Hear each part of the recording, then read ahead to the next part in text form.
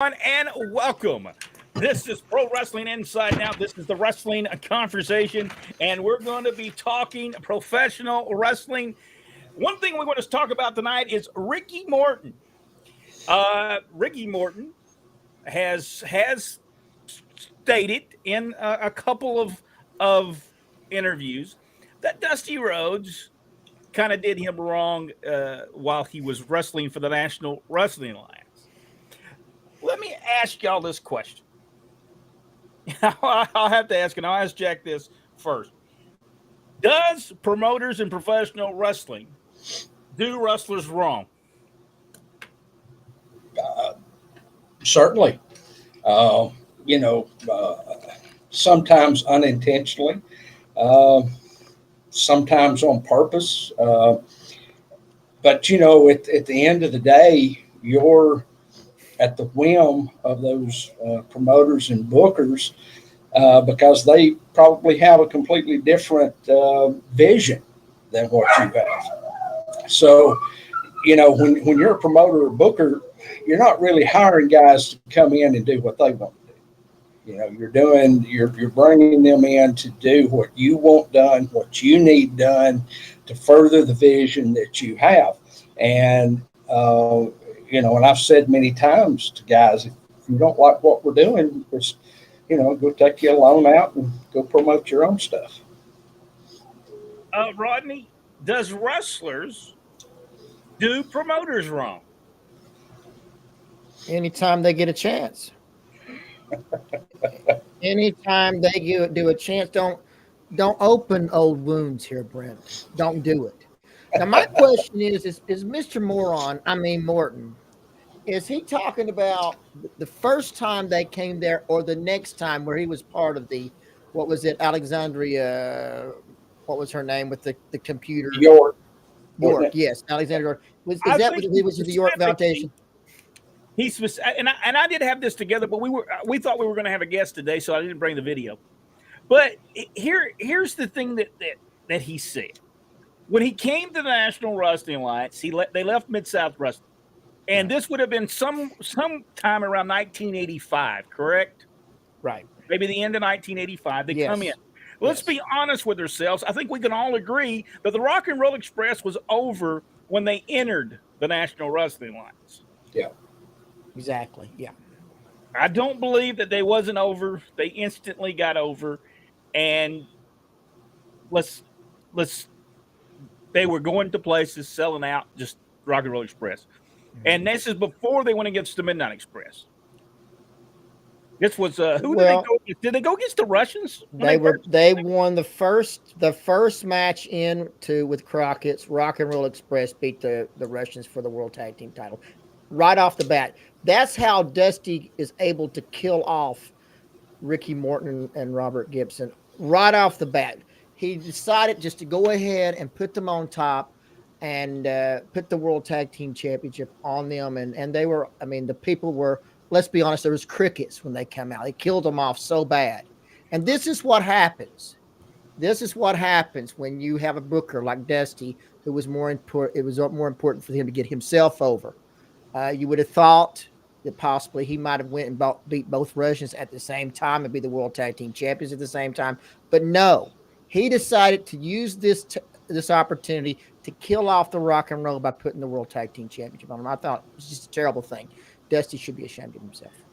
Okay. Was that making Ricky and Robert look bad, or was that making them look good? Because isn't this the same thing that they did in Mid-South Wrestling? Didn't the Rock and Roll Express come in and go against Nikolai Volkov and Crusher Khrushchev? And that's who got them basically over in Mid-South Wrestling. They take them to World National Wrestling Alliance, Jim Crockett Promotions, and they kind of do the same exact thing with them. They go against the Russians. Don't you believe that Ivan Koloff, Nikita Koloff, and I think Crusher Khrushchev was there as well? Didn't that get them over instantly by beating those three people who had been there since 1984, I think it was? Yeah. And the fact is they had been dominant to this point. Ricky did the victory roll on Ivan Koloff, and that's what beat him. And they did it on television. Okay, on television. most terrible thing I've ever seen. Okay, let's go to this scenario. Amazing. And this is what he says in his interview. He says that was fine, and when he first got there, they were done well. In a matter of a year, Ricky Morton says that they put the World Heavyweight Championship on him. I think he said in Richmond, Virginia. Do you believe that they put the World Heavyweight Championship in Richmond, Virginia, and they said, you're winning this, and we're going to have to get rid of Robert? Did that transpire? No. I think somebody's been smoking something. Okay. There's no. Look, no. I'm sorry. He went around with the Great American Bash with Flair. You know, they did the thing where Flair came out there with the teeny weeny, bra and whatever, and talked about the teeny boppers, and then Ricky took the glasses off and stomped them. But no, I don't believe that at all. Right at that point, nobody was going to be world champion except for Ric Flair. It wouldn't have made any difference. Jimmy Crockett wouldn't allow it. So the only person to be world champion is Ric Flair at the time. So Ricky, all I would have said is collect those big checks off the Great American Bash. That's all I have to say. Well, he says they put the title on because they were going to put the title on somebody. They ended up putting it at the same time, almost similar to that time on Ronnie Garvin. Ronnie Garvin wins the title. He says he gives it back to him and says, "No, I'd rather you not fire Robert Gibson." Here's the thing, and that's possibly, there could be some truth in that. Okay, there could be some truth. All I'm right. not saying there's no truth in that. Okay. But we all know Robert Gibson. Was he difficult to deal with, and Dusty just found a reason to say, "Listen, I've got to get rid of Robert"? I mean, could that have happened? Because we all know Robert could be difficult to deal with in some occasions. He can be or could be, but at the end of the day, Robert was about maintaining that paycheck coming in. Yeah. And by that time, I think most everybody saw the writing on the wall that the ride wasn't going to last forever. Yeah. So, Robert would have done what Robert needed to do to keep a job. I believe. They say that Ronnie Garvin gets the title because Ricky Morton gives it back to him. Richard Hood said, "Does anybody have any footage of Ricky Morton winning the NWA Championship?" That was the question that you'd have to say. If they did, they were going to take the title off of Flair, a camera would have been there. Mm-hmm. They just wouldn't have put the title on him and not had a title there, had a belt, had some way to tape it. And it could have been taped. I don't know. I understand where Ricky Morton is coming from to a certain degree. And the reason I say this, they put Ricky and Robert in the B-Towns. We all know that did occur. That happened. We know. You can go back and look at the bills. They put them in the B-Towns. They put Dusty Rhodes, the Road Warriors, and the people in the A-Town. The Rock and Roll Express, a fact, was selling out almost every building they would go to. Big stadiums. They were selling out everywhere they went. He tells a story that Dick Murdoch and Wally McDaniel was on the card with him. And Dusty came to them and said, "Hey, you ready to go back to the big time? You ready to come back to the big time, to the A-Towns?" And Dick Murdoch said, "Well, why do I want to do that? I'm doing pretty good down here working with the Rock and Roll Express." Yeah. They're packing the houses. And it's a fact. Rock and Roll Express, Ricky Morton, Robert Gibson, from 1983, the end of 1983, until that point in time, were selling out everywhere they went and were over like they were nobody's business. And I'm not saying that Dusty Rhodes didn't get a little jealous of that.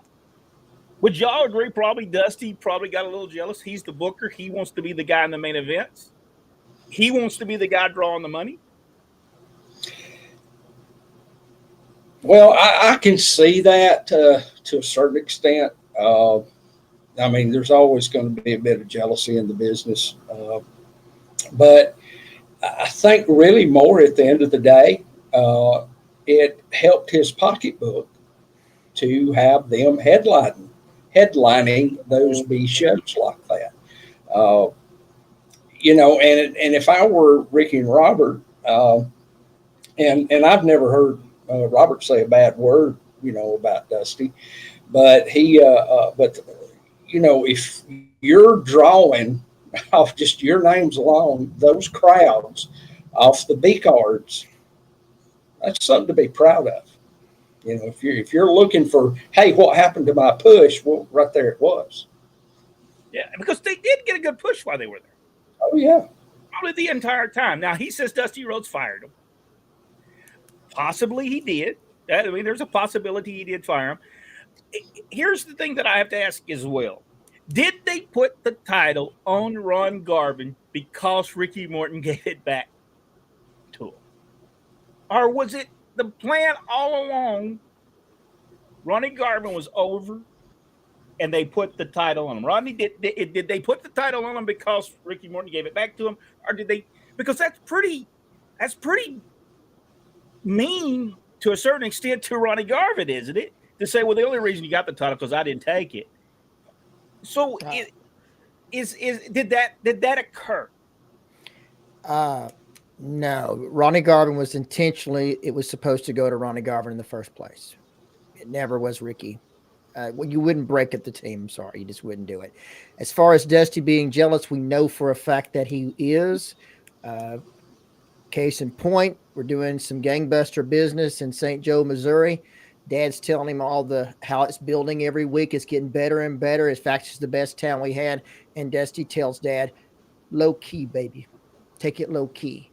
So, if it didn't have his fingerprints on it, he's not the only one. Ole was the same way. Didn't have his fingerprints on it. He didn't want to see it succeed. And so, yeah, that can happen. But as far as Ricky being the world champion, I'm just going to tell you the truth. There is no way Jimmy Crockett, none, period, zero. He's going to let a lightweight be the world heavyweight champion. Not today, not yesterday, or the year before that. He is, let me be very frank, too small to be the world champion. To be a legitimate world champion. Not ever. Ronnie Garvin is a different situation. Ronnie Garvin is a completely different situation. But as far as he's just too small. I'm sorry. That's just the way it is. He's too small to be the world champion. Now if he was working for WWE today, we'd be perfect. And I'm not saying I don't take that away from his ability. Nobody can work like Ricky. Nobody can sell like Ricky. Nobody he's fantastic in the positions he's been in the past. But to say that they were going to make him world champion, there's no way. It's just no way. I'm sorry. Just no way. A lot of people He's just too small. I mean, you think about it. Nikita Koloff. I mean, come on. Now, it's just no way. Just no way. When you asked a question, and we respect Ricky Morton. Sure. Robert Gibson. Tremendous. I want to put them as I think in my top 10 tag teams, they were in the top 5 tag teams of all time. Right. Ricky Morton, could he have been a good world champion? Yeah, he could have been. Because he could work. He could do it all. Yes. Ricky was the total package he could work, he could sell, he could make that comeback. He was tremendous in that deal. We will agree with Ricky in the respect that Dusty Rhodes would put himself. Of course he would. With people that were over. But so did Ole Anderson. With Dusty would put himself with the Road Warriors, and he would put himself with Ronnie Garvin. And if you watch the 6-man tag, I believe there was a six-man tag with Dusty, Ronnie Garvin, and I can't remember. I think maybe Jimmy Valiant was in the 6-man tag. Ronnie was over more than Dusty. The people responded. I think they were against Arn Tully and maybe Lex Luger. I mean, maybe it's Ole, Arn, and Tully. And he was doing the Hands of Stone on them, and those people were going nuts. Looked like, I think it was in Fayetteville. and those were just tremendous. And yes, Dusty Ole did the same thing. Ole put himself with Piper and with Terry Funk and whoever else because he wanted to be on the main event with him. Well, let's also remember that by Dusty putting them with him, he was also giving them a rub, whether that was full intentional or not. I think it was, because you've got to build your future stars, but you also, I understand that point of wanting to keep your spot at the top of the card as well. But, look at everybody that was with him benefited. Magnum TA, Nikita Koloff, Baby Doll, whoever he brought up benefited from that association. And yes, he was the booker, and maybe he did get upset when they were on the main event selling out and Dusty was in another town and it didn't sell out. But when it comes down to it, is it Dusty's decision? No, not with Jimmy Crockett. It's not. Yeah. Not with Jimmy Crockett. Is not. Jimmy was here at our house. I mean, he rode with us. He made us mad that day, but we're not going to get into that tonight. But he said that he had to tell Dusty sometimes, okay, sorry, we're going to have to switch the belt here. Okay, if he says I'm going to take and try to get rid of the rock and roll, Jimmy's going to question him why you're doing that. Yeah. Because right now, Jimmy and the Crockett's, David, all they're signing the checks. That's their money, not Dusty. So in the end, it comes down to what Jimmy Crockett wanted. The Crockett's wanted. Did Dusty Rhodes, in the end, though, a lot of the talent left there. Did Jim Crockett allow Dusty Rhodes too much power, and in the end, really did the company injustice? Not really Dusty Rhodes' fault, mainly the Crockett's fault, because when business is going down, you don't keep the same booker, you don't keep the same writer if television programs go down. So you can't blame Dusty. They should have let Dusty go off for a year, bring another booker in. I think they let him be there too long and spend an exorbitant amount of money on things that they really didn't need, like concerts with David Allen Cole and whoever else, Hank Williams Jr., whoever else was on these Great American Connections. Ted Allen, who passed away, I think it was 10, 12 years ago now, and that anniversary just passed. But Ted used to tell me he would book me in a lot of places that he was running. And usually when he ran shows himself, he had somebody else working with him as a co-promoter, or he would book for somebody else's show. But he told me many times, you get 2 years. He said, and then you're going to start rehashing ideas. And he said, it's time for somebody new to come in and take over the show. He said, and I would go home. He said, I might stay off a little while. I'd come back and I'd just wrestle, and because he understood that he didn't want to burn the fans out, but he knew that he was at the point where he was starting to get burnt out in the same position. So Dusty, and y'all know, I love Dusty's book, and I loved a lot of the stuff he did. The vast majority I thought was great, but he was there too long. You had other people there that should have been given the opportunity to book, but Crockett's were holding on, and they held on too long. Let's talk about Ronnie Garvin for a minute. Some people have stated that Ronnie Garvin shouldn't have been world heavyweight champion. But the truth of the matter is, Ronnie Garvin could have beat anyone in the dressing room, including Ric Flair to shoot. Yes. So, did he deserve the NWA World Heavyweight Championship? Now, Ronnie Garvin did not want the belt. He did not go to him and say, I need to be World Heavyweight Champion. He didn't ask for it, didn't want it, never wanted it. He wouldn't have kept it. Even if they wanted to give it to him, he wouldn't have kept it.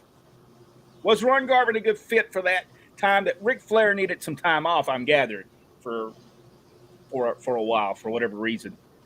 Did he take time off? Did Ric Flair take time off during that time, or was he still wrestling? I think he was off for a little while, probably going through one of his numerous divorces. Probably very possible, yes. Yeah. Ron Garvin, Rodney, good fit? world heavyweight champion? Yes, yes. In fact, I also thought that they should have went ahead and put Jimmy and Precious with him at that time.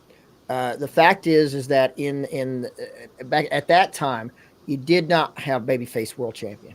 You did. It's just not possible. But Ronnie could be versatile enough to be able to wrestle both ways, and should have. And that's where, if they would have turned him in that way instead of the stupid way they did with the money thing with Jim Dillon, it would have made more sense to do it that way than it would have to, because we all know doing stuff for money doesn't really turn. It's got to be a personal issue. People just said, well, heck, it depends on how much money they offer me. I might stab my friend in the back too. It doesn't matter, So was it JJ, wasn't it, or was it Gary Hart? It was Jake. Yeah, it was JJ. So I remember that, and I thought, well, I believe that that Garvin could have done it, but you had to be in it for the long term. They never had him as world champion to be a long term, only for a placeholder for Flair to come back, which was the problem. In the end, it was the problem, because eventually, we've already stated what happens. So, well, Magnum TA was going to be world heavyweight champion. Mm-hmm. I think he was going to be a long-term world heavyweight champion in the maybe where Hulk Hogan was in the WWF. That was Magnum TA. Magnum TA was very much over, very much improved from the first time we saw him in 1983 in Mid-South Wrestling. Yes. Let me ask you this. Ron Garvin. Did Dusty Rhodes turn Ron Garvin because he was over better than him? Okay.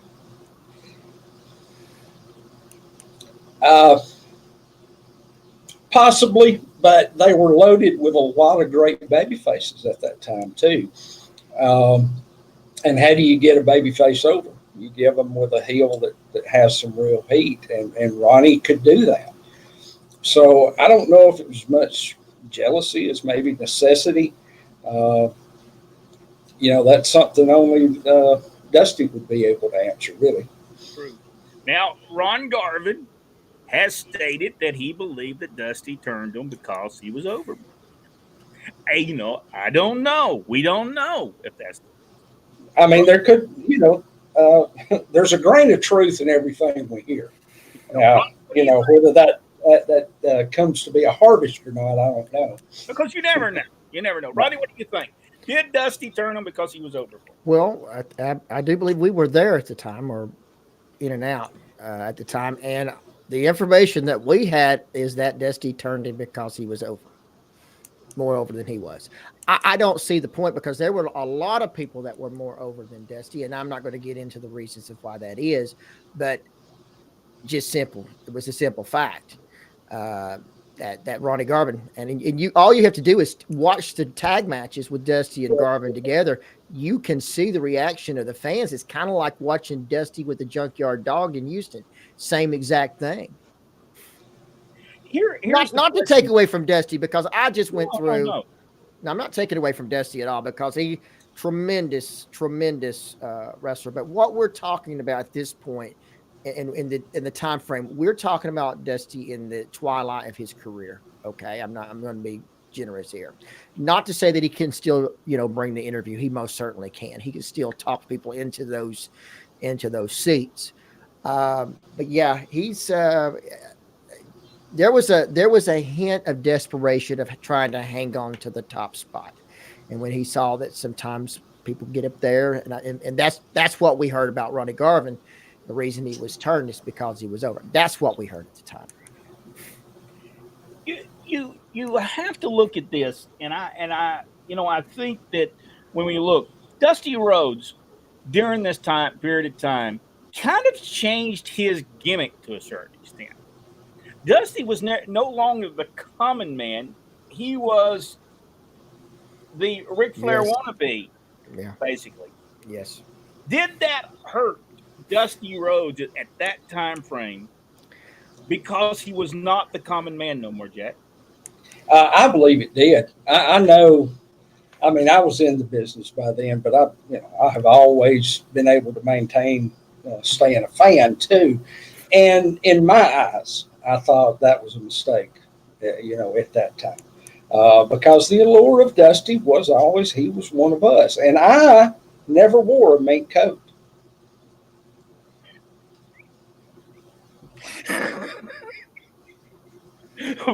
Rodney, your thoughts on that? Well, it got to the point where the fans in the studio were against him. Yep. This is how bad it got.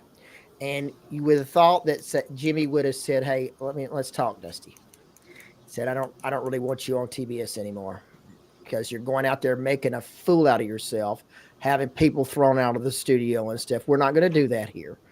So we're going to take you off. I want you off of TBS. You can send in videos to do this stuff from the live shows or whatever the other shows we're doing, but I don't want you there live anymore, especially for a while, because it seemed like the pressure was getting to it. And to me, that's what happens when the pressure gets to you. And then him doing this whole thing with, like Jack was saying about the mink coats, and he was what was he dying with what was it, dying with the Kings or the whatever, and hang around with I hang around with the celebrities before hanging around celebrities was cool and that kind of thing. Just name dropping. It was really, really distasteful, and it really did take away. It was something that he didn't do prior to this. He didn't do that unless he was heel. He did when he was heel. Here's the question too I have to ask about Dusty, and then we'll get off that subject and go to something else going on in the wrestling business. But Dusty goes to the WWF. He becomes the common man again and gets over, even if they put him in polka dots. Yep. Right. But they brought him back to the common man. Yep. Someone there had the forethought to say, listen, he's got to go back to the common man. He's got to be a common man. And all the vignettes that they did with Dusty was all about him being a common man, delivering pizza. Almost the thing where he was working in the farm and the cow was there, and he said the poo-poo come out of there. He almost lost sponsors over that.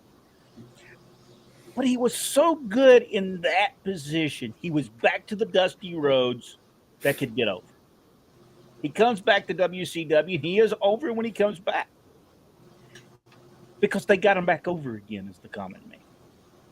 And they made sure that he was a common man because they even put him against Randy Savage as Randy Savage, I think, was the king then. I think he was Macho King. Yeah. Did Dusty forget how to get himself over? Yeah, I think he lost touch with what brought those fans in to begin with. And when you're making that kind of money, it's probably not. I've never made it, so I can't say for sure, but I can see where you would lose touch with what you should be or what you used to be. I want everybody to know that we respect Ricky Morton, and we're just telling you our thoughts on it. Yeah. Not that our thoughts is right. We're not saying that at all. It's an opinion. It's just an opinion. We're not stating anything for fact. We're just stating opinions and what we thought at the time. But I can assure you, and I can pretty much stand by what I said.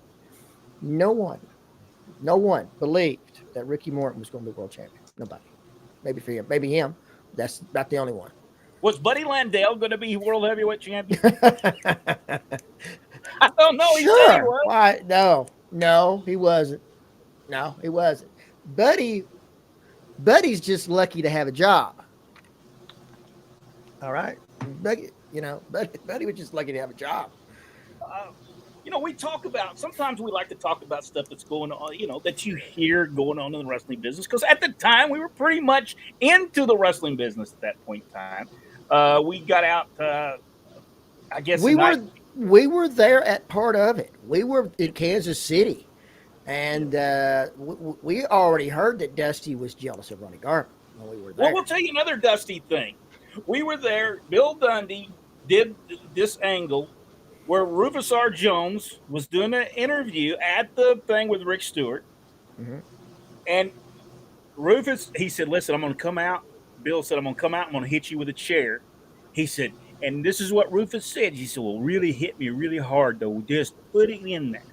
So Bill Dundee, being Bill Dundee, just did just that. Put it in there. Yes, he sure And did. and Rufus did not fall or nothing. Rufus slid down the podium to the ground. Beautiful. Looked tremendous. Fantastic. It was beautiful. Dusty Rhodes made them take that off of the TV. And it never aired. Poor old Rufus got knocked out legitimately by Bill Dundee. And they took it off and didn't play. And that was the strangest thing ever, because you called Jimmy Crockett. Jimmy Crockett says Bob Geigel had it pulled out. Bob Geigel said that the Crockett's one that pulled it out. So who knows who's telling the truth in that? Somebody did. They probably said together that they would not, that they didn't want to have it shown, because it was brilliant. It was absolutely brilliant. And Bill did knock me out of the chair to get my chair to knock him out. He said, "Hey, boy, sit in this chair right here." I said, "Okay." I sit there and waited. Next thing I know, I'm in the floor. Here is something else that happened while we were also Bill Dundee was working for World Championship Wrestling, the National Wrestling Alliance. Dusty Rhodes, the booker. They went from Kansas City to Florida, and Championship Wrestling to Florida. Worked a deal with Mike Graham. They may have purchased Championship Wrestling from Florida. I don't know. Maybe they just had the deal that they had with Bob Geigel. So they go and they run Florida. Bill Dundee was put because Bill Dundee was the one who was the booker of the Kansas City territory. Our father Ron West was the assistant booker, and he handled everything when Bill Dundee wasn't there. Dad loved that time he was there because he didn't have to do nothing but book. So it was a whole lot simpler than getting to the town at. I don't think sometimes we got to the town 30 minutes before the matches started. That's just because we couldn't drive in the snow. But he goes to Florida. Bill Dundee does an angle with Bullet Bob Armstrong on TBS. One of the best TVs they ever done. Dusty was gone somewhere. Bill Dundee took care of the TV on TBS. He hits Bob Armstrong with a garbage can on television. Draws incredible amount of money in Florida with Bob Armstrong and I believe Brad against Jimmy Garvin. It was Jimmy Garvin and Bill Dundee. It drew money. Bill Dundee took Dusty Rhodes, made him not have that match anymore. Made him quit doing it.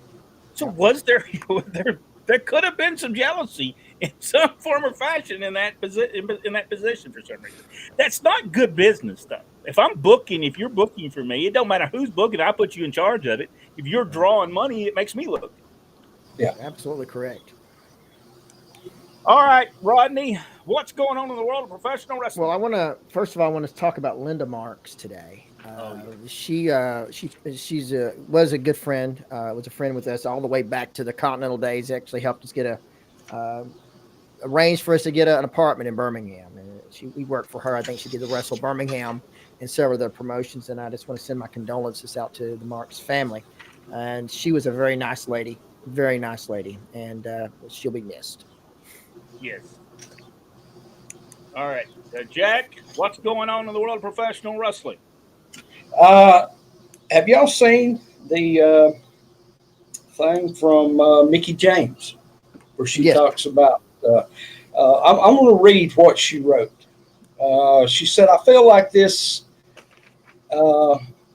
is a new kind of style that we've been gravitating towards, being taught like this, A to Z. So there's no on the fly. If something happens, there's no idea of what to do in that situation in between the moves, because that's not the way they're learning. Why are we doing that? Losing that connection with the people that has them on their feet. This that has them want to see you get your butt." She didn't say butt. Kicked. Where's that part? Like, what is that? Where's the heat? Where is the love? And I love that. And I agree with her because it's, I call it formula formumatic, however, if there's a word such as that. But um, you know, WWE, that's one of the biggest things I have against them is that basically everybody works exactly the same. And if somebody gets hurt, they can just switch somebody else in and out in those positions, and people are not really going to pay as much attention because you're going to get basically the same product no matter, who's in there. You've got your exceptions like Gunther, but for the most part, everybody else works just the same. And I think that's boring. AEW does the same thing, though. They take more risk, I believe, than WWE does, but everybody's taking those risks there, and they have a huge amount of their talent that's out. And but between both promotions and indie promotions, I see this all the time.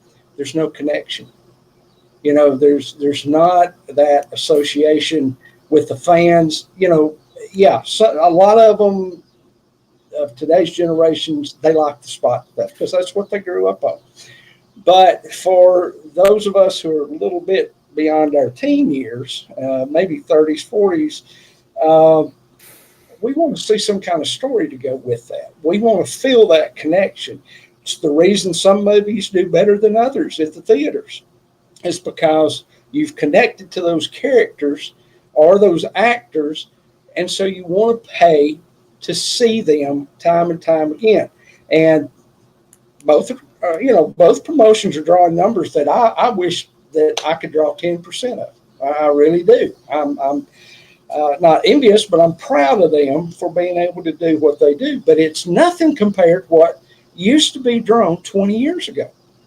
So, and over time, this disconnect between the fans and the wrestlers seems to only be getting worse. And I think it's something that needs to change.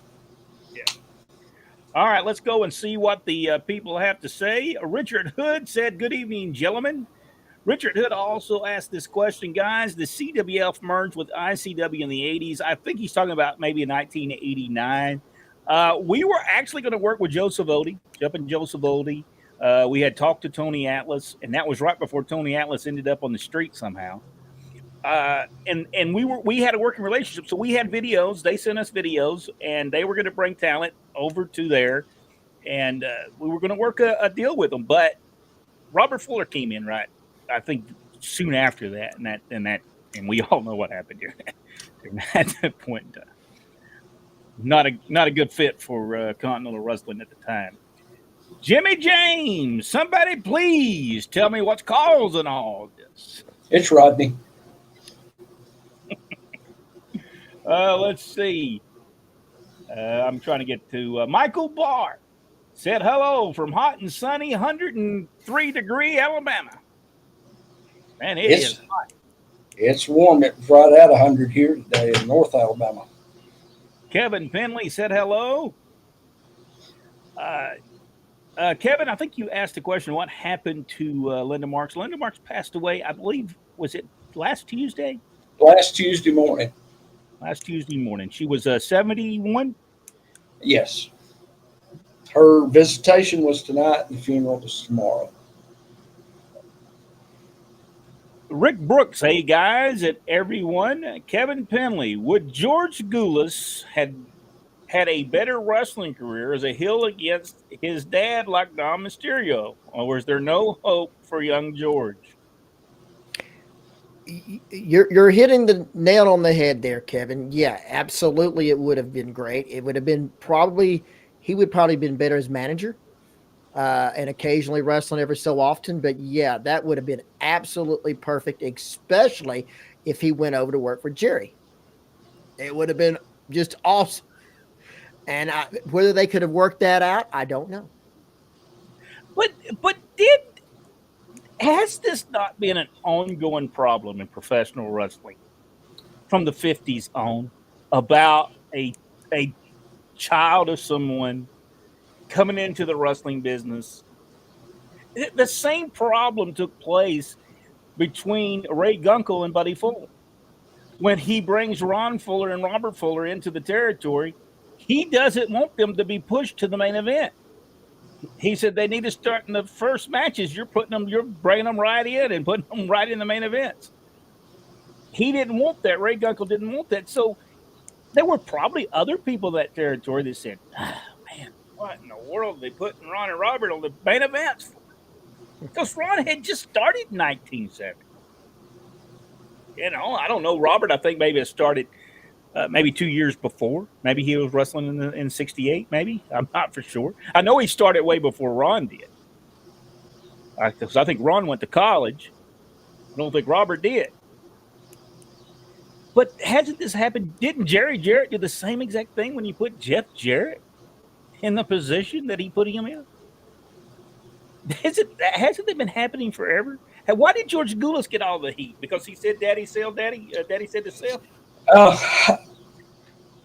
Well, look at Jeff Jarrett. Look at the Von Erichs. Look at all those second or third generation guys that actually developed to have some pretty good talent. The Fullers, especially, I think. Yeah. I agree with Ray Gunkel that they shouldn't have started at the top. Anybody. I think that's one reason why Dom Mysterio's why he's getting over so much now is because he has surprised us by how good he is. I know he certainly surprised me. As a babyface, no, I didn't see nothing worth having. I think I made this statement several times on here that kid better save his checks. And yet when he turned heel, it was like something opened up inside him and he got it. And we all know there's this thing in the business where you can wrestle for years and years and years and never really understand it. And I've seen some guys that's great wrestlers. They can go out there and do what they want to, but they don't know how to make that connection, how to build themselves, how to sell themselves as a character. But once that clicks, that's where the money is. And that's where Dom Mysterio is now. They took a while and built him. I think they built Dom the right way because we certainly got tired of him as a babyface. But yeah, there's a lot of guys that didn't have it. Now, I like George. Personally, I like George. As far as watching him work, he never got any better from the first time I saw him to the last time I saw him. So, that athletic ability just wasn't there. Afternoon, brothers. I mentioned you all on the podcast early today. Well, thank you so much, Charles. We are working on a radio station for Pro Wrestling Inside now, and we'll be playing popular music and everything during it. So be looking for that in the next month or so. Let's look what Daniel Lang. I'm going to be writing all new songs. Yes, Rodney will be singing. Rodney will have his album out. He'll do the Adrian Street. He'll be singing the popular songs of the exotic one, Adrian Street. He's a mighty big girl for her age, 6'3", and definitely mighty big girl for her age. I still know that. I know the words to that song. You know what? People didn't like the album, but I listened to that. Steve Armstrong had a great album. He had a spectacular songs on his little album that he did, and he really was he could play any instrument or anything, and never was taught. He could just pick it up and go for it. Daniel Lang said, this is our wrestling trivia challenge. Who was Nick Bockwinkel's godfather? In a pre-match interview, Nick said, "I will pee on him just as I did the first time we met." This was an inside joke referring to a diaper mishap when Nick was a newborn. Was it Gorgeous George, Lou Thesz, Freddie Blassie, or Killer Kowalski? We'll let everybody have a chance to see who that was. Our Wrestling Trivia Challenge from Daniel Lang. How hard would it have been to work with Mascaras back in the day for him to lose? Well, he wasn't going to lose. So you could make it as hard as you wanted to as long as you accepted the fact that you wasn't going to beat him. don't think he ever lost a match, did he? I don't think so. But you know what? He had a mystique about him. He did draw houses. I mean, you had give that Mill was over in Mexico. Him and the Blue Demon. What's the other guy there? There was another El Santo. El Santo. Big stars. Did movies. They did movies and everything. Yep. Let's see. Michael Barr. It does not make sense at all to put a championship belt. That is very odd. It does make sense at all to put a championship belt. Wait a minute. Now I'm lost here. Is that? I think that's on there twice. Okay, that's where I'm getting now. Greetings from Texas. He says it's 110 in the shade in Texas. Ah. Y'all need more shade. Hey, I'm going to come. I'm coming to Texas in February. Galveston, Texas. Looking forward to it. Never been to Galveston, Texas. Looking forward to going there. Richard Hood, does anyone have any footage of Ricky Morton winning the NW Championship? We talked about that, and I don't think anybody does. Don Wiggins said hello. I'm going to tell you what, your dog is upset. I swear. It must have watched that Dusty Rhodes thing that we're talking about. Got him a little upset. Are there any photos of him wearing the world title? Well, no, I don't think there are, because he said he gave it right back to him. So I don't know. I'm just saying what he said. Jack, a talent doesn't show up for a match. How do you replace that talent on the card? Force a referee to wrestle or come up with an angle on the fly? Kevin Penn. Well, you know, a lot of times you'll have guys, especially, you know, indie guys that'll show up and, you know, looking for an opportunity. So you may stick one of them in there to do whatever you were needing that night. You may not even have the match at all. You know, if you've got some kind of storyline going with the other guy. It really just depends on the circumstance. You know, I've thrown in battle royals just to have a set number of matches that I had advertised. So there's just a number of ways that you can cover for that. Charles Alford said, Rip Rogers said that Dusty Rhodes was always jealous. Another thing they always did, too, is they would take the guys out of the tag match and split them up. That's how Wrestling 2 got fired. Got his notice. Alabama. That is true. If Dusty was jealous, then why did he become a promoter when he did Turnbuckle Championship Wrestling? Hey, listen, he had the ability to really get that going, but there was just something we just could not get. We could not work with Dusty at that time. We tried. Oh, Dusty would want Nikita as a partner. Baby did the Valentine. Yeah, I'd say jealous. I think he probably helped Baby Doll at the time. Yeah. Because and getting Nikita over as a babyface, I think that was a huge shot in the arm to get that done. Yeah, that was, and it did get him over. Oh, he yeah. came out and took. I guess he took Magnum TA's place, didn't he? He did. When Magnum TA got hurt. But I will tell you something about Baby Doll. She doesn't get enough credit for what she did for Tully Blanchard. Yeah, she was a major part of Tully Blanchard's getting over. Now that was the deal at the time. I really thought, and we went back and watched it again. I really thought that Tully and Baby Doll were actually number one. I mean, they were the top. Everybody else was underneath. They were far surpassed everybody else. Tully and Baby Doll. I'll have to ask this question too. During this point in time, when they were doing, Baby Doll eventually turns, and Dusty always says if she's the perfect 10, then I don't know what a perfect 10 is. Did it hurt the credibility of Dusty Rhodes when he would say that stuff about Baby Doll, and when he was with her, he was the prettiest woman in the world?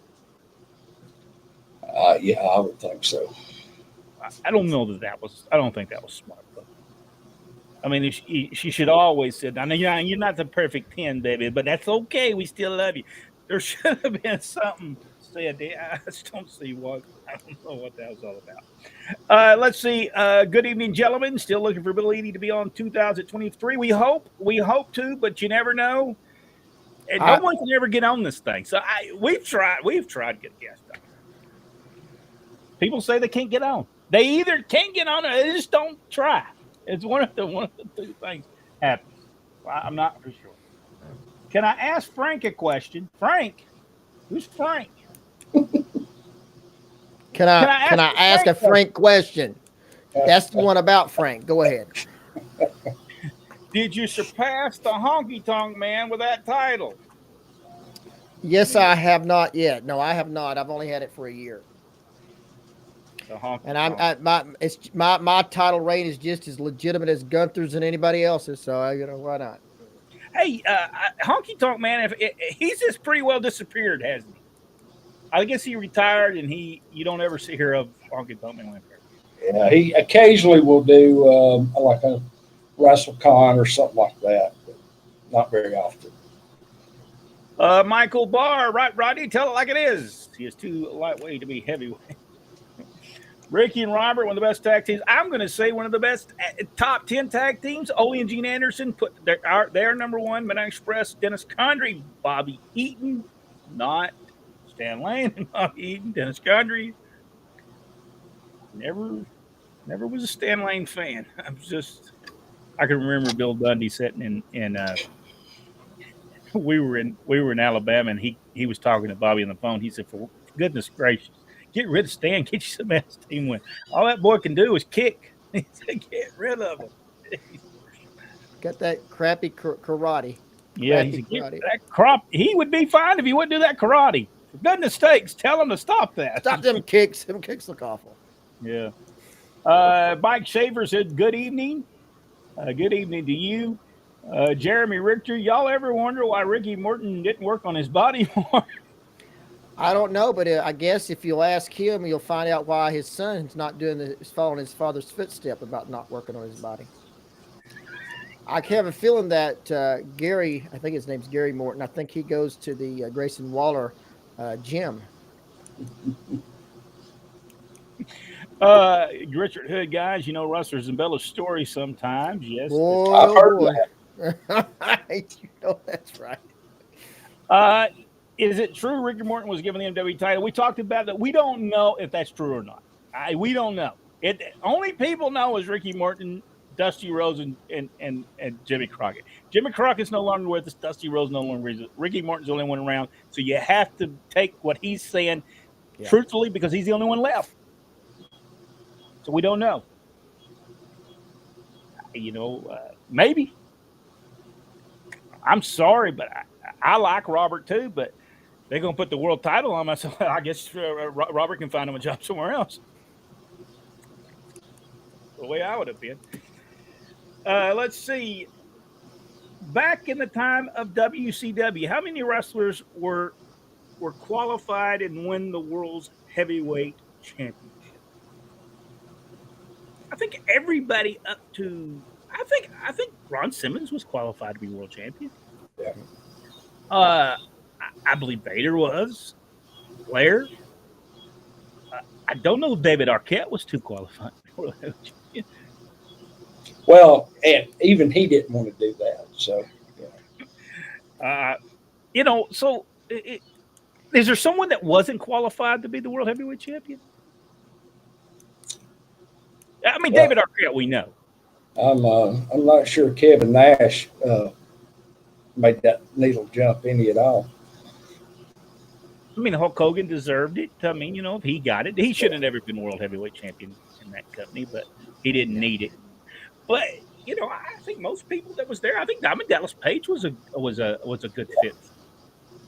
And by that time, the title didn't mean anything because they were just switching it every which way. Hogan, yeah, I think held it for the longest time. It was just diminished. It was like they were playing hot potato with it there for a long time. Let's see. I think Jack, where was one of your favorite places or promotions and territories to wrestle in? Continental would always be my favorite. I wish that I could have been in Georgia Championship Wrestling back in the day, but that wasn't in the cards for me. But that, to me, that's still my favorite promotion of all time. But Continental is right behind it. Yeah, I'm going to give Georgia Championship Wrestling the best wrestling promotion that we ever seen, and then Mid South Wrestling behind it. I think They were similar. I mean, let's just be honest, they were Yeah. similar. So close to each other. I mean, and for a long time, Bill Watts did own part of Georgia. Rick That's the Brooks, reason. never a Ron Garvin fan. Ron Garvin's wrestling style was of a heel, and it was. He did wrestle Yeah. at the heel. Certainly. He never changed his away from. And with the slide, if Gordon would have changed his commentary just ever so slightly, he could have made him one. Yep. All he would have just said, I think Garvin's going a little bit too far with this wrestler here, this young guy. He's taking advantage of him. Just that one comment would have done it. They took the belt off of Flair because they wanted to build chasing the title for Starrcade. Hello, guys, from Greg and Victoria Hodge. How you doing? In a while. It has been a while. They have not been on here with us in a while. What promotion was Ronnie Garvin in? Well, we're talking about the National Wrestling Alliance when he won the title from Ric Flair. Got over like $1 million because I don't think people thought it was going to happen. Flair chasing the title. Neil Jackson said Michael Barr, NWA World Class Champion. I mean, I guess that's World Championship Wrestling. Mickey Mayfield. Watch the video Brad Armstrong versus Ric Flair. Awesome match. Brad came off the top rope with a drop kick. Then the pin. Brad was awesome. Brad was tremendous. They just missed the boat with Brad. The guy, the bookers just didn't know what to do with him. I'm just sorry, they just did. Well, and remember, Brad wasn't in their ear pushing for anything either. No, he didn't. He didn't want it. It was a job. He said, "I just want to wrestle. They don't care if it's on the first match. I just want to wrestle. This is what I want to do." I think he preferred the first match. I believe he did. That way he could go ahead and go home. Be home in 2 hours. 10 o'clock, he'd be there. Yeah. Magnum TA could have been the heavyweight champion in a good one. I think he could have been good at that because I think he could easily have been a heel. Yeah. Yes. I think it would have Very been. easy. I think he could have done it pretty easily. I think. Unfortunately, Ronnie's career went downhill after he dropped the title back to Flair. He was out of the company within months. Well, they had turned him. It wasn't too soon after he lost the World Heavyweight title. They turned him. Yeah. And Ron Garvin knew when they turned him that they wanted him gone. Dusty wanted him gone because he knew at that point he's going to have to put over Dusty Rhodes. Because I think he turned on Dusty, didn't he? Mm-hmm. So he knew he was going to put Dusty Rhodes over. They got him over in WWF. They had that knocking you out over there too. So Ron Garvin said he had been meeting all the four horsemen, made Dusty jealous, and that's why he turned him heel. But Dusty's the one that booked it that way. Sure did. Nobody was booking it but Dusty. There was nothing better. And of course, I watched the Garvin stop, what I thought was the most ridiculous thing I'd ever seen. Until I saw Ronnie Garvin do it to Arn and Tully. And then it made sense. When he did the Garvin stomp on both of them, I mean, that place went nuts, and it was fast. It wasn't like he did on TV where he was just stomp and then he'd look around. I mean, it was pow, pow, pow, pow, all the way around. And the way they sold it was awesome, and that place went nuts. Dusty buried Steamboat in 1984 because Dusty was jealous of Steamboat's popularity in the Carolina. It was time, though, but in all honesty, it was time for Steamboat to leave. He had been there a long time. He'd been there since 1974, 73. And this was 1984. It was time for Ricky Steamboat to leave the Carolinas. Yeah. He had been there way too long. And don't make any bones about it. Business was bad when Dusty Rhodes went in there. Dory Funk Jr. was the booker at the time before Dusty got there. I'm pretty sure it was Dory Funk Jr. And business wasn't doing good. and because the talent had been there, it was Well, stale. I mean, it wasn't awful. It was just like you're saying. It was holding its own. They wasn't losing any money, but it was no big houses. You're right. Michael Barr said, "Did Dusty ever have a chance to go up the world?" Yeah, he was world heavyweight champion. How many times was Dusty world heavyweight champion? 3 times, and Mid Atlantic, Georgia Championship Wrestling, and Florida. All right, there you go. And he did win it too as Uvalde Slims, but they took that title away from him. Man. He had to take the mask off. So he did win the title. That's Dusty Book itself is winning the title.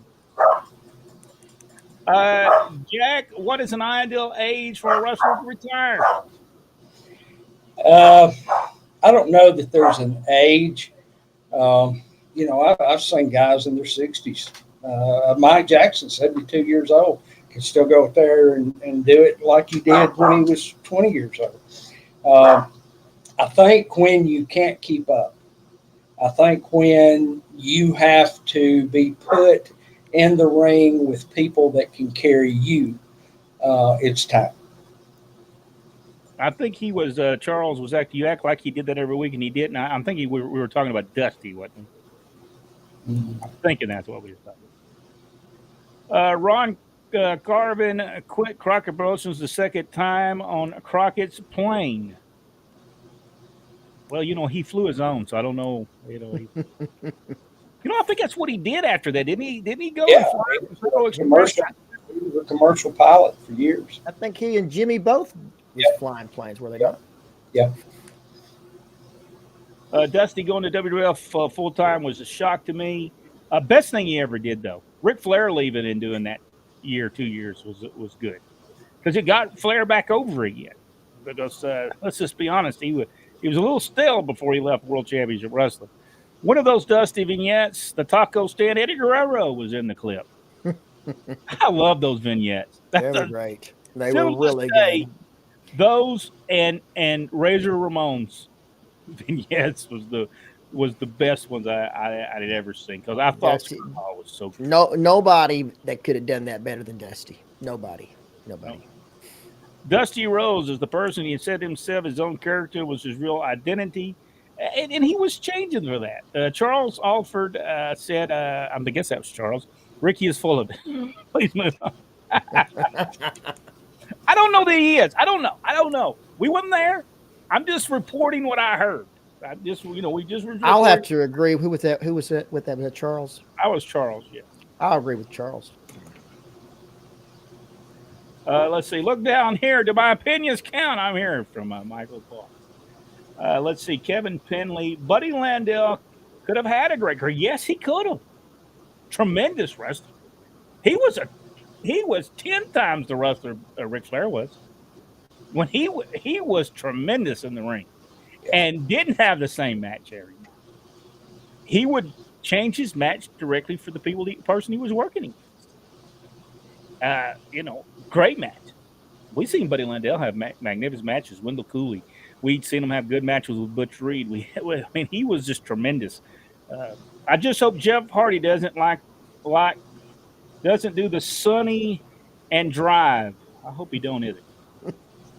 Well, I tell you what. For Sunny to look as good as she looked, to look as bad as she looks these days, whew, she looks bad now. Have y'all seen her? Commissary food's pretty good, I guess. She'll be if she gets that full setup, she'll be 75 when she comes out. Yeah. Well, I mean, let's is she drinking and driving or doing drugs or whatever she was doing? She shouldn't have been doing that. You guys should have your names on the screen. Interesting, but don't know who it is. Well, a lot of times the reason we didn't, we were all Jack Lord for a long period of time. Yeah. So we just never changed the names, and we would all be the same person. Michael Barr, Bob and Brad Armstrong were a good draw where they wrestled, and people just they don't think Brad ever drew any money. You'll hear people talk. Yes, Brad Armstrong did draw money. He drew houses. Let's see.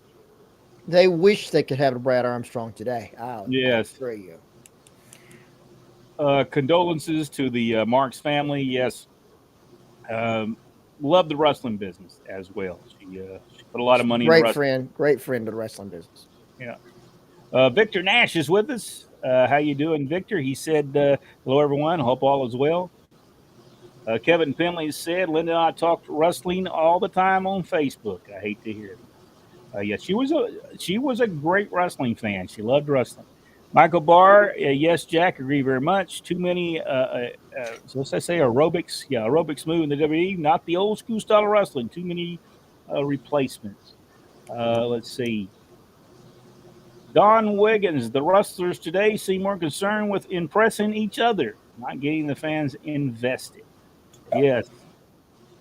Has Rodney heard from Mel Mascaras lately? That's George. Ben Masters would like to know, Rodney, if you've heard from Mel Mascaras. No, not since I changed my number. I'm not going to put these up here. For some reason, they're not working right. Michael Barr, remember the days when wrestlers were made or pushed by the fans? If not for the fans, then what would wrestling be? They'll push somebody now. They're doing Days of Our Lives. They write it for 7 weeks in a row. So if it doesn't work in 7 weeks, they produce it. If it doesn't work in 7 weeks, well, they just got 7 weeks of crap. So, and that's what they do now. They won't change it.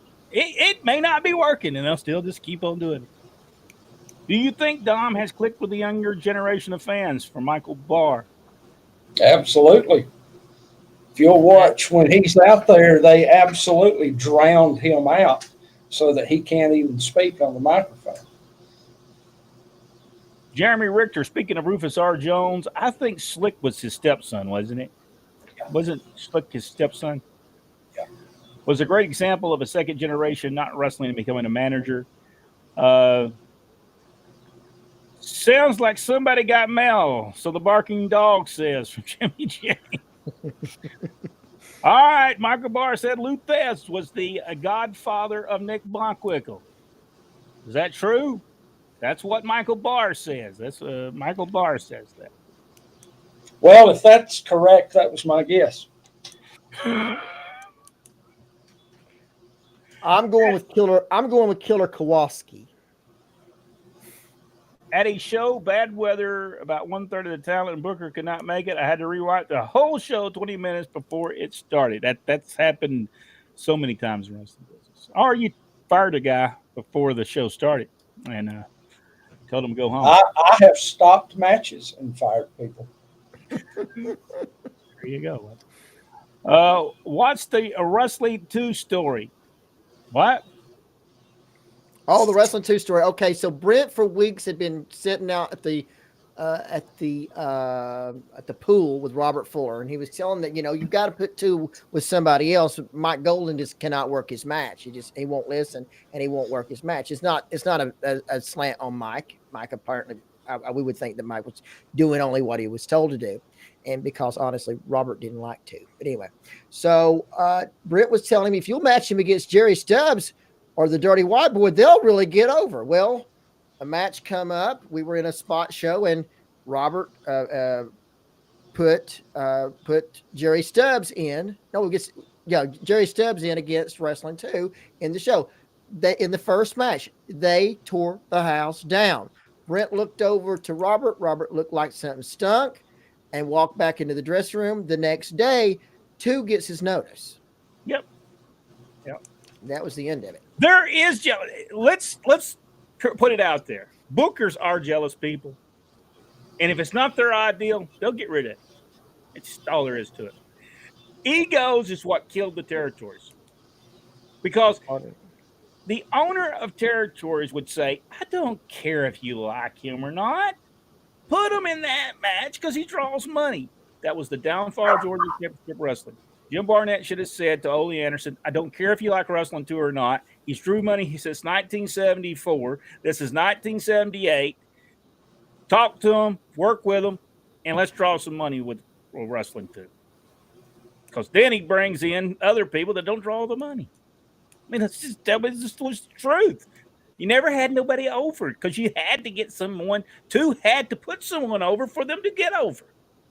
I mean, Tim Woods was the one that got Wrestling 2 over. If it wasn't for Mr. Wrestling 2 would have never got over. And, but I don't know what happened to promoters. They lost a lot of backbone. For some reason, they lost the backbone that it really took. Kevin Penley said, wait, I only have radio in my car. You'll be available directly on your phone. It'll be directly on your phone. Anywhere you have internet or a telephone, you'll be able to. Internet radio. That's right. Internet radio. So you'll be able to. Warren Bockwinkel was the dad. And I heard that Warren Bockwinkel was a tremendous wrestler. Yeah. And, very much liked. And did he not die in the ring? I don't believe that. I know that Ted DiBiase's did. Yeah. But I think that was his stepfather, though, Mike DiBiase. Richard Hood, guys, do you think they should have put the NWA on Tony Khan? I'm thinking so. He was over. I think without Ric Flair in the picture, Tully Blanchard would have been probably one of the greatest NWA world champions we ever had. Let's see. I've gone way far down there. Michael Barr, will there be questions and answers on the radio? I don't know. We don't know yet. We're just now talking to the people about it, and I'm pretty sure they will. It'll be the same. It'll be the same thing. The only thing about it, you will not be able to probably see our beautiful faces each and every week. You'll just hear our voices. We'll show you pictures though. Where they at? Right there. Yeah, we'll show you some photographs. That way you can, who we are. But this is the problem we run into. For us to be able to tell a story sometimes about wrestling, we have to put photographs, and sometimes video helps. Well, every time we try to put a video or we put a photograph on it, you would have thought we spit on the Pope or something. We just make people mad. And so what we need to do is have a platform that we control and that we own, and everybody comes over us, because what's going to be the worst thing that can happen to us is, for some reason, we get threw off of the platform. And we do, you won't know where we're at. So we want to have a platform right now where we can bring you over to this platform. It is our platform. It is what we own. And when you come over to there, we will know. We'll have your information. Right now, we don't. We have 65,000 people on our Facebook page, but we don't have all of them 65,000 people. We don't have their information. We just know we have 65,000 people. We have 2,400 people on our YouTube channel. We only know about 40 of those people because the rest of them don't have where we know who they are. So we don't know who those people are. So we're trying to find a platform where we can control that, and that, just in case somebody gets mad at us. And there's, on a daily basis, somebody's mad at us. Oh, Rodney said he can be frank. That's how he came up to that. Let's see. Party Patrol not in a top 5 tag team. No. I'm going to grant you that. The Rat Patrol got over. I think at first it was Tonga Kid, Scott Armstrong. Was it Johnny Rich? Yes. Mm-hmm. Never on the main event drew a lot of money. That just didn't. We were there, man. That was not a drawing tag team. Scott was the best of the whole group. He was so good. Yep. Scott could have her match for the broom. Danny Davis in Continental Championship Wrestling started going to the gym while wrestling in the Southeast. Where is he now? I think he lives in Florida, doesn't he? I believe so. He's fully retired now. Yeah. The problem was Danny was going to the gym. Kenny was just driving by the gym. Mm-hmm. I mean, Danny was looking great while Kenny was looking worse for wear. But who helped him get to that level was Doug Furness. Yep. Doug Furness is who Danny always gave him that credit too. Let's see. Wait a minute. I'm passing something. Where did Ole find Rick Rude? I think was he not wasn't he right there when the Road Warriors was there? Well, they all come out of that generation of guys from Minnesota. That Sharky, what's his name? I mean, I think they all went to high school. I'm sure they're not all the same age, but they were all in the same high school. So, they had that, well, hey, I know the Road Warriors. Let me see what I can do to get in wrestling. Boy, Rick Rude was horrible when he first started. You seen and Rick Rude, where did Ole find him? He found him in World Class, I believe. Yeah, I believe he was there when he. Jack, who did the Lord Humongous gimmick? Who did the Lord Humongous gimmick in Continental? Jeff Van Camp was the one who did it right. Sid did it also. Probably the most memorable night of my career was when what's his name hit him with a baseball bat and mask. What was that? The DI. Kevin Dillinger hit him. Oh, yeah. Kevin Dillinger. Yeah. I don't think I've ever seen a human being run and try to find a place to hide as hard as he did that night. Daniel Lang, Steamboat and Youngblood versus Sergeant Slaughter and Canuto were doing huge. Let me. What happened, Rodney? You dropped off there. Let's see, where was we at? Steamboat Youngblood versus Slaughter Canuto was doing huge business, causing major traffic jams. So Mid Atlantic couldn't have been doing too bad. I don't think it was during that time frame though. That we're talking about during that time frame. I think Sergeant Slaughter wasn't working for Crockett at the time. Was it Sergeant Slaughter in the WWL feuding with Iron Sheik during this point in time? Later on, yeah, he was. But I mean, he could have been right before Slater, Bob Orton Jr. and them were there. Right before Tully Blanchard he was already there as well. I'd have to check on that, but I'm thinking Slaughter was gone by then. By when? What was the date? It would have been sometime in 1980. Dusty took over the booking sometime in 1980. Yeah, he was.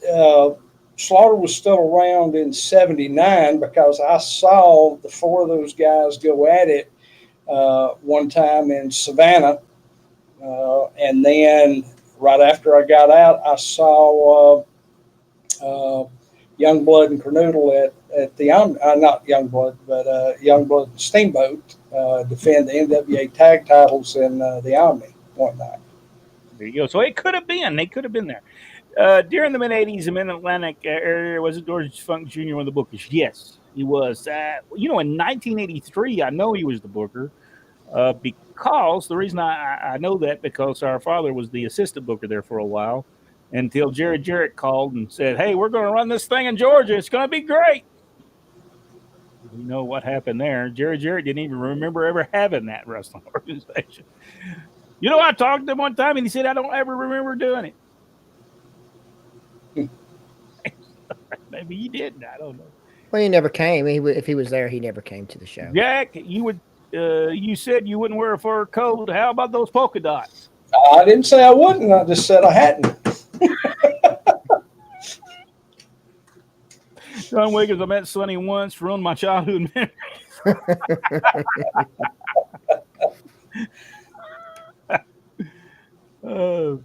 Let's see. Jack, Rodney, and Brent, great questions. Answer the Pro Wrestling Hour. Where can I get a Bomber Wear t-shirt? I don't know, but if you find out, let me know because this is the only one I've got. Let's see. So right there, too many egos. Yes, that's what happened to the wrestling business. The egos just done the wrestling business in. How will AEW do against Saturday Night Football? They're not doing very well against no football. So I think they'll lose a quarter to half of their audience, I believe, when football season starts. And you Wrestling Challenge champion, Jack Lord from Daniel Lang. Let's see. The score is Jack 1, Rodney 1, and barely breathing. Brent West is 0. That's where I stay. Where I stay, Daniel. Video does help for sure, but just listening to conversation is just as good. We just can't answer it back. All is good. We're pretty sure we'll be able to do something in that. We're just trying to find something that we own that we bring people to, and we just can't get knocked off just because somebody didn't like what we said. Johnny Krieger videos and pictures I definitely enjoy with the stories. It's important, but man, we're having a lot of just every time somebody owns something that don't even own it, and they don't check to see if they own it or not. People even said they owned something, they never owned it because they never got rustlers to sign stuff to say they owned it. It's just it's nuts. It's just nuts. To even this day, nothing from Jarrett Promotions anybody owns. Because he never got anybody to sign nothing. There were so many people involved, nobody knows who owns it. It's because back then they didn't have people sign waivers and stuff. When we did United Wrestling, we did a couple of television. Every wrestler that was on that card signed a release. Every wrestler. I've still got that paperwork. Everybody signed a release. Everybody did. They didn't do it back then. But just because they didn't do it didn't mean you didn't have to do it.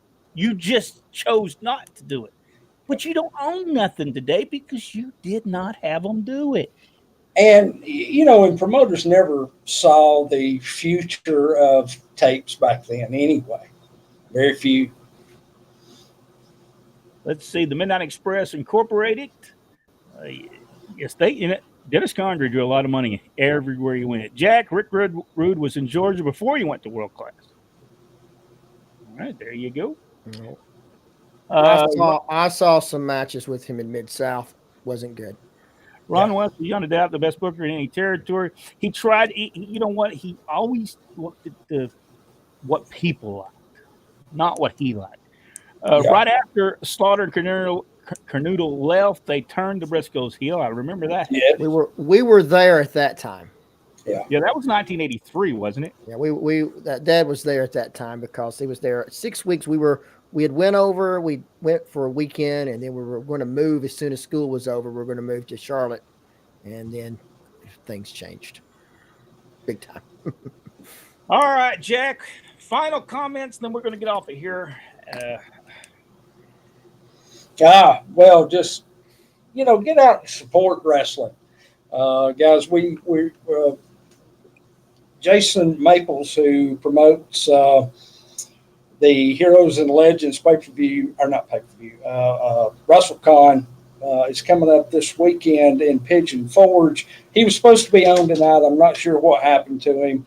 But Saturday night, August 26th, the Smoky Mountain Convention Center, 4010 Parkway, Pigeon Forge, Tennessee. They open at noon with the Fan Fest, and then it'll taper off until I think the show starts at 7 there. They've got a big card. Sam Houston. I'm trying to look here and see who all I can. Coco Beware. The Saint. Chris Whaley that we interviewed here a year or two back. He's going to be there. A lot of the older guys, are going to be making an appearance. A lot of the young talent that's making moves in the industry now are going to be there. It's a great time. The thing usually packs out. So if you're in the area, make sure you go. If you're within driving distance and didn't even plan to go, you need to go. Go check it out. You won't regret it. Daniel Lynn asked, did your dad replace Gary Hart? No, Gary Hart was there as well. But I think Gary Hart was also working Texas at the time. He was. And they ran 2 towns a night. So maybe when Gary Hart wasn't there, he helped take care of it. Now, he also took care of what Gene Anderson took care of for a period of time, too. But that, I just remember he had this, and I still have it somewhere. I'll have to pull it out. It was a huge, took up took this whole area, and he had the towns on it, and it sometimes it was 3 towns on them things, and it was incredible. But he would he has it wrote down what matches he took care of in that, which matches he was supposed to take care of. And if I can, I'll pull that out and I'll show it. And this was 1983. It was January or February or March, because by April we were in Georgia, wasn't we? Wasn't in, or was Yeah, it? that's about right. Because it was through the summer, because we were at the pool. Whoop, Jack fell off. Oh, here he comes back. I see we're having a great time with the. I just want to let you know before you show that picture, I own that.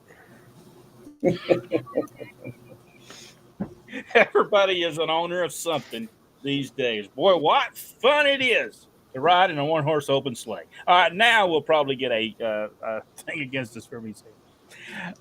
Thank y'all so much for being a part of Pro Wrestling Inside and Out. We certainly do appreciate it. Next week we will return, and what we'll talk about, who knows? Could be anything. We don't. Thank y'all so much for being a part, and we'll see everybody next week right here on Pro Wrestling Inside and Out.